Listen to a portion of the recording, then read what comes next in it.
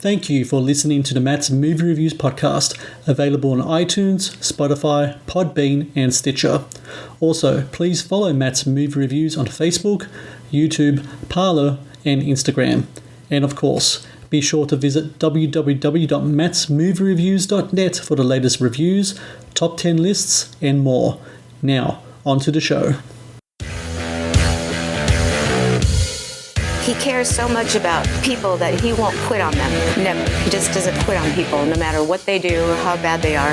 So people wanted to follow him. When I was getting close to 10, 11, 12, I could tell that there's turmoil in my house. So I blamed God. Man, I needed someone to love me. I needed some help. We would jump people, steal stuff, went on a roller coaster ride of drugs and alcohol and women and violence. They gave me a 1 to 10 year sentence in state prison, and this was the beginning of a new life as I started to sober up. It's not just a name, it's a way of life. Set Free was that piece that was missing for a lot of people, where they finally felt, I'm home.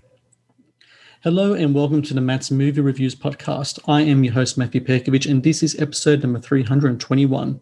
Releasing February 5 on digital is Set Free Posse, a documentary that delves into the controversial life of Pastor Phil Aguilar and his Set Free ministry that during the 90s drew thousands from the fringes of society to his weekly sermons.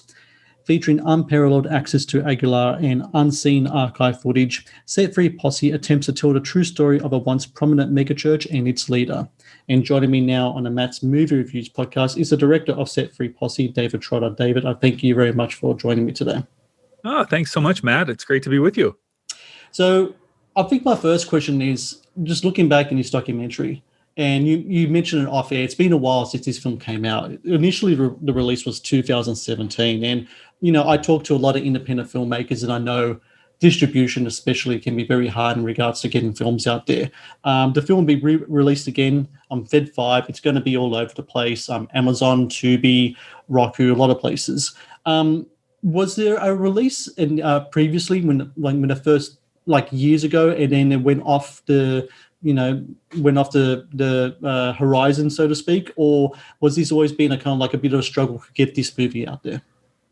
Actually, we put it on Amazon ourselves. This is my third of 4 films that I've produced and directed, and so I had an awareness of how to get it up on Amazon, and so I did that just as a way to kind of get it out there as I was seeking distribution. I knew that that's kind of a no-no.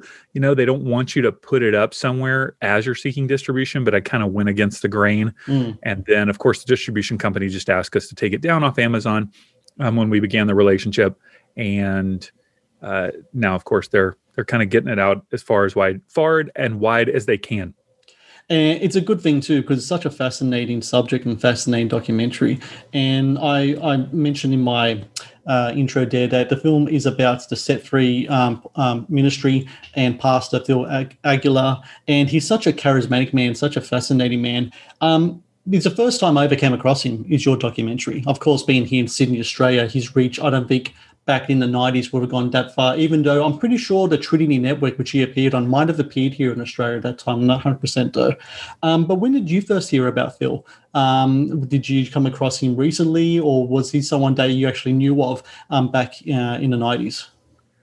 You know, I was going to a Christian college starting in 1991 here in Southern California, and some of my friends said, hey, we've got to go to this church that is just so crazy. You've got to go check this out. And so we drove to Anaheim, which was only about 20 minutes from where we were going to college. And we had to park so far away because there was just nowhere to park. And we walked and walked and walked down these kind of city streets and came across this crowd of people trying to get into this warehouse. And a lot of them were wearing kind of biker outfits or what would stereotypically be seen as kind of like Latino gangs or something, just kind of that clothing style. And then we took a seat in some bleachers in this warehouse, and the sides of the warehouse were open because it was kind of hot and they had it opened up. And there was this hip hop rap music that was blaring from these speakers, and the music was of familiar tunes, but they had changed the lyrics to be around, Christian themes. And then of course he got up and, is very charismatic, as you said, and gave a message.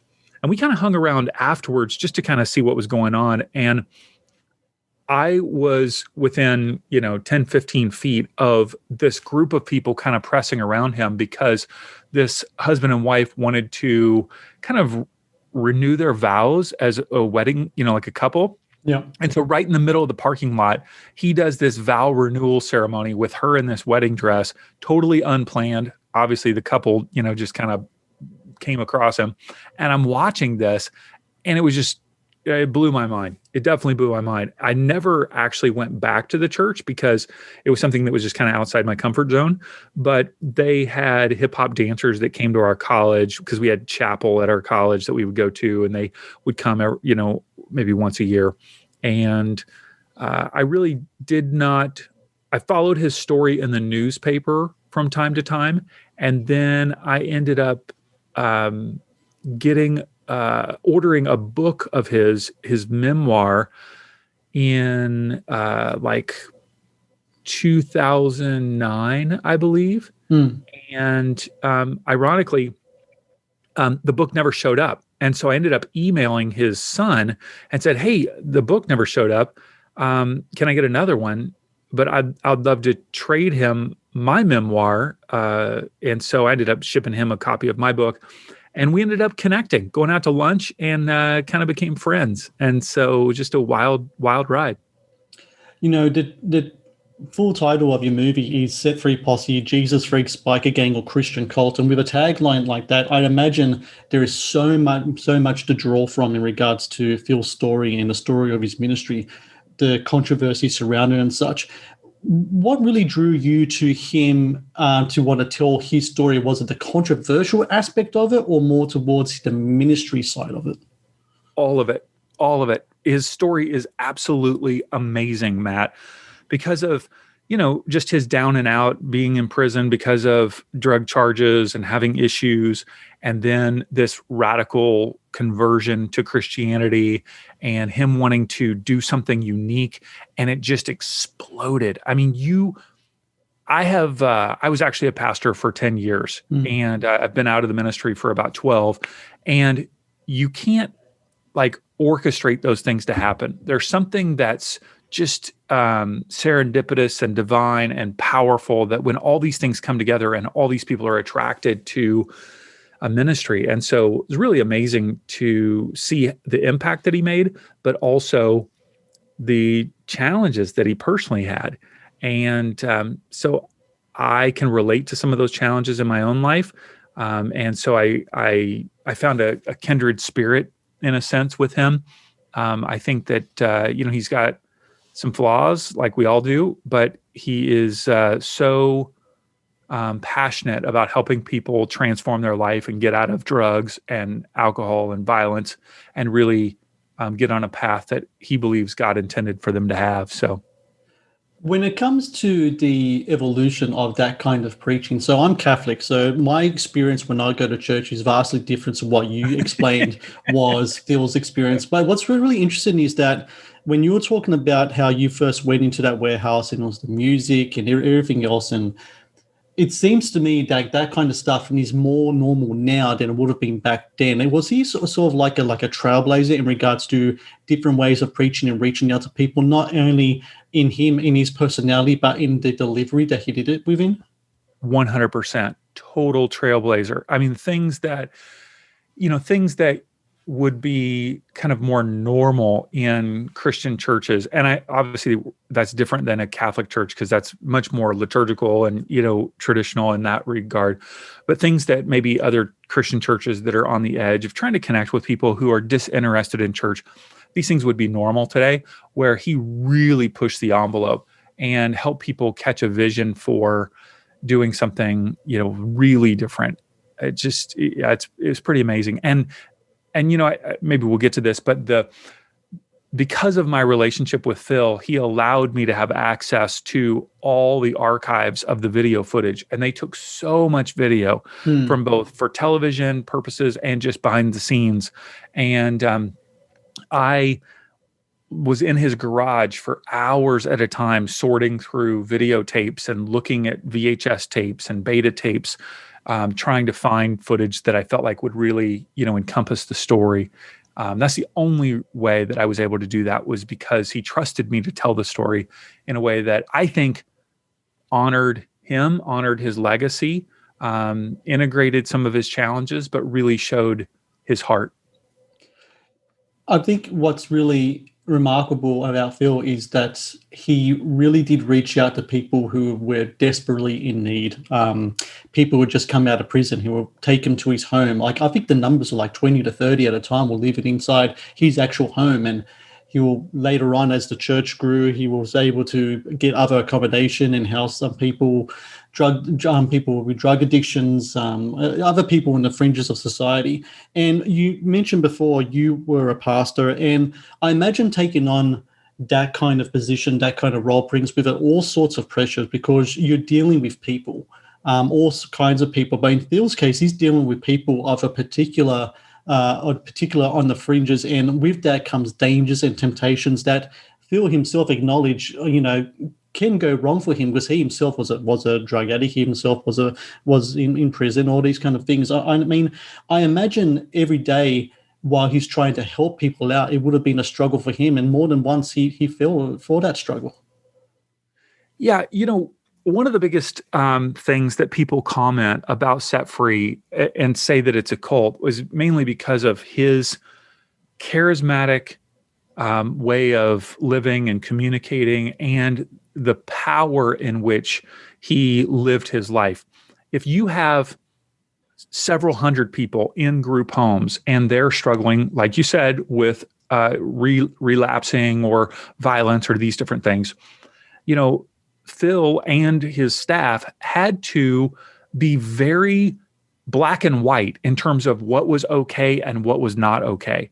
Where, maybe in the life of somebody who is not struggling with those types of issues, there's more of a tender touch of, hey, what are you feeling? What are you thinking? Let's process this. No. That's not how he was, he could do that, because if you've got hundreds of people that are on the verge of relapse and, trying to figure out their life, he had to have a very strong leadership style. And I think for people who haven't come out of that background, who don't realize the need for someone to stay on the right path, they don't understand that type of leadership style.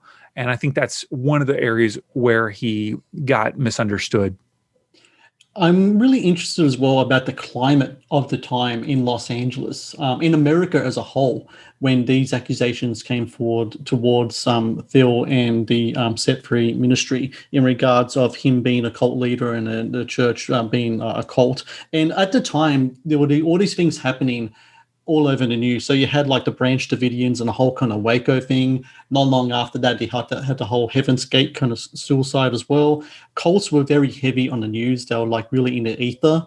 Did that kind of environment, you think, had an impact on the accusations? Was it almost kind of like a kind of satanic panic kind of thing in the 80s? Was that going on in the 90s as well, where people were really highly suspicious, and because of that, a lot of people, innocent people, got caught in the crossfire? It's actually a segment of Christianity that would be kind of cult busters, people that want to really make sure that nobody is straying from what they would say would be the true way of being a follower of Jesus. And that mainly flowed from a movement of churches called Calvary Chapel. And Calvary Chapel started out as a church here in Costa Mesa, right where I live, with Chuck Smith, where they were embracing people that would be considered hippies, and really embracing a kind of a different culture. And this is prior to the 80s, of course, in the 70s. But that church began to become more and more conservative, and began to, I believe, propagate a fear-oriented theology. So Phil's theology is a very, it's all about Jesus, but it's really grace oriented. It's heavy on grace and heavy on like, let's keep moving forward. Where I think Calvary Chapel back in the day, and maybe even so now, is a bit more tight in terms of like, this is the way that we do church. This is the way that you follow Jesus. And if it steps outside of that, we're going to kind of come after you. And that was definitely the flavor of what was going on in the late 80s, early 90s. You said before that you were following Phil's story in the paper, and at the time, the press for him wasn't the best. And especially, like you said, that you ordered his book in 2009. A year before that was the altercation between the Set Free people and the Hells Angels, which became a huge kind of thing as well in his life. Right. When you are soaking all of this in, and you're comparing that to the first time you saw him in church, and then afterwards when you meet again and you discuss this project, what is going through your mind in regards to trying to trying to find that balance between the person people say Phil is and the person Phil really is, especially after meeting him and hanging out with him such a long time and making your film? I imagine that you will look at the processes of news, etc., in a much more different light. Yeah, I guess I have a belief, one, that the media is looking for something to sell newspapers and sell ads, so they're going to go after the sizzling, sensational approach first of all. Secondly, I also know that when people are in high stress situations, they can do things that they may not normally do when they're in a more healthy zone of life. And so I think because of the amount of stress that was coming on Phil, especially with people saying he was a cult and, just all the expansion of the church, I think that, he probably made some decisions there that he wished he would not have. I also see that people grow and change over time, and they have life transformations. I think in the late 2000s, as Set Free Church began to transform into more of what would be called Set Free Soldiers, which was kind of a biker motorcycle club that was primarily, for men to be a part of this kind of hardcore way of following Jesus, but they also dressed the part of looking like kind of a 1%er biker gang. Yeah. And I think when you are trying to integrate two worlds, one world is let's follow Jesus and be real hardcore about that, but let's also kind of play in the world where we look badass and kind of want to be there on the edge. They ended up, getting in a messy altercation there. And but I will say that when I have gotten to know Phil, he has his own way of doing things. Matt, he likes things to be done a certain way. He's very direct about like, nope, this is what I do and this is what I want to do. And that's fine. Like that's him. That's his leadership style. But his heart is a heart of gold. He will pull somebody out of a ditch and help them. Like literally right now in 2021, he has people living at his house because they need to get off drugs. Yeah. Like even now. And he's like in his early 70s.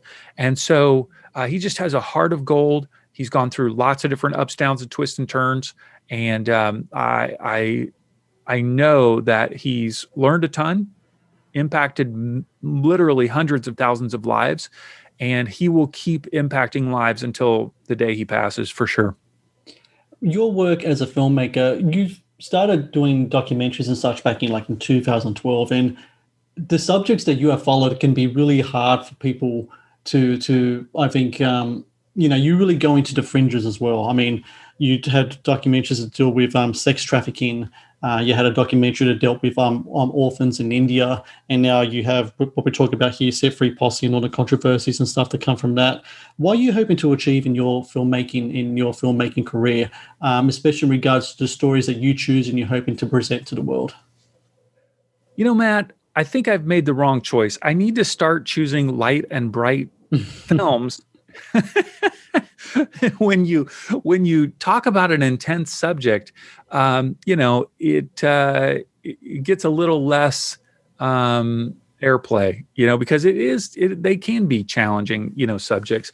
I think the reason why these subjects have caught my attention is because there is an aspect of justice inside of me where I want to see, I want people to be aware of a problem or an injustice, and then I want them to see it, become aware of it, and then hopefully now that they're educated, they would take action in some way in their life.